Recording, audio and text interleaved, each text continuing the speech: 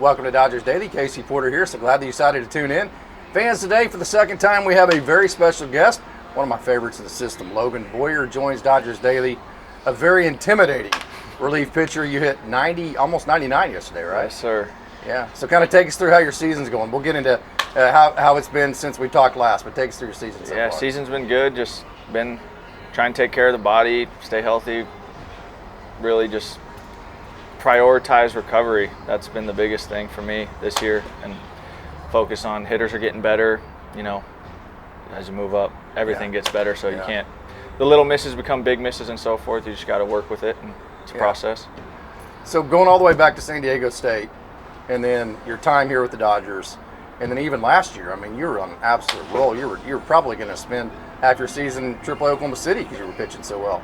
And at the end of June, boom, that injury bug hits again. That has to be frustrating. Take us through that. Yeah, it was frustrating. The first time it happened, it was one of those, I was trying to stay positive, work through it, and then when it happened again, that one was a rough one, but we chalked it up, good year, called it success, you know, and then just went back home and got ready for this year. Yeah. So I know you don't like to visit the past, but can you kind of take us through all the injuries just to give the fans kind of some context as to what you've had to deal with going back to San Diego State? Just a couple little things like oblique strains, you know, inflammation here and there, and then 22 I had the Tommy John surgery, and then last year was the first year back from that, and then I had a adductor strain, and then ever since we got that fixed, I've been good since. Yeah. Fastball cutter, is that what we're going with? Fastball, cutter, slider, and changeup. Oh, really? Four pitches? We introduced changeup about a month ago. I haven't thrown it a ton, but it's in there.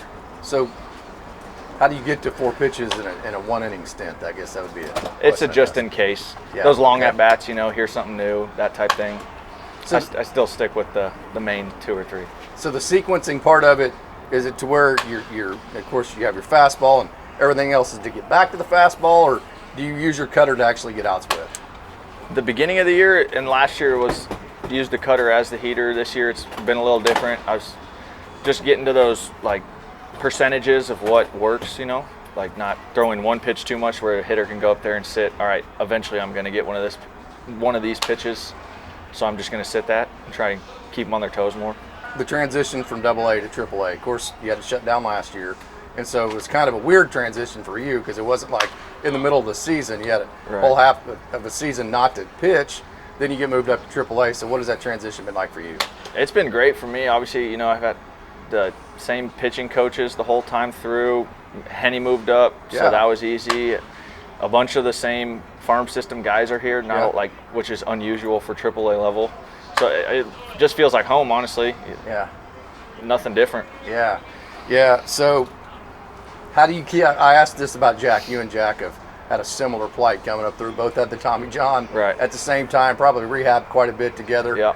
So I asked him this, with all the injuries in LA, especially the bullpen, how do you keep from sitting down in the bullpen every night in the fourth inning and just letting your mind wander to what it'd be like in a major league setting?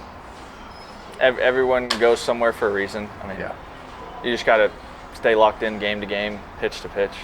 If it happens, it happens. If it doesn't, it'll happen in time. Like, God's got a plan for all of us. Yeah. So what's it like looking around? You see Jose Rodriguez, Jack Little, Joe Jakes. I mean, you see all this incredible talent around you. That has to make you better, doesn't it? Yeah. I think we all do a good job of staying in our own game. Yeah. That, like, we're at this stage where we're all mature enough to know what we're not going out there and trying to, I threw harder than you today, blah, blah, you know. We just understand, like, you go do what you're supposed to do, I'll do what I'm supposed to do, and hopefully we win at the end of the day. That's all that matters. Well, say you do get the call tomorrow. What things do you think you're doing best right now that you would rely on the most at the major league level? I think just staying consistent and keeping my body healthy. The pitch-wise, I think I've got, I mean, obviously we can all work on stuff, but, like, the pitches are there. I just need to stay consistent with what I've been doing, really. Got a really fun question here for you. Of course, Jacob Metter, you and him rehab together, and you went bass fishing quite a bit. And so I've got to ask you point blank, and just keep in mind, Jacob will watch this. So who is the better bass fisherman? Me. Yeah. No doubt about it? Nah. Not even a close second? He can fish. He can hold his own, but it's easy when your guide tells you what to throw and where to throw it. Yeah. So No, what's the just biggest one? Oh heck, I don't know. The Arizona lakes aren't known for great fish, but Yeah. we always just would go to the fun lakes where we could catch a bunch.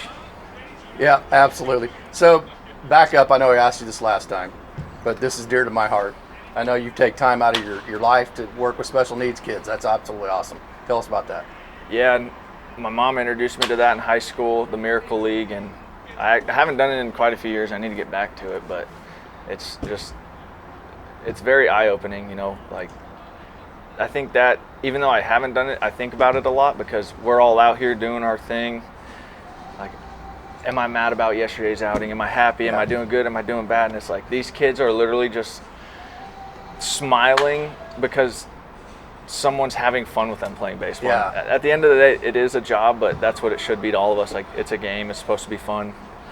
You can't take it too serious or else you get in your own head, you know. Yeah, no doubt about that. Yeah. Got to keep it light. Yeah. So last question here.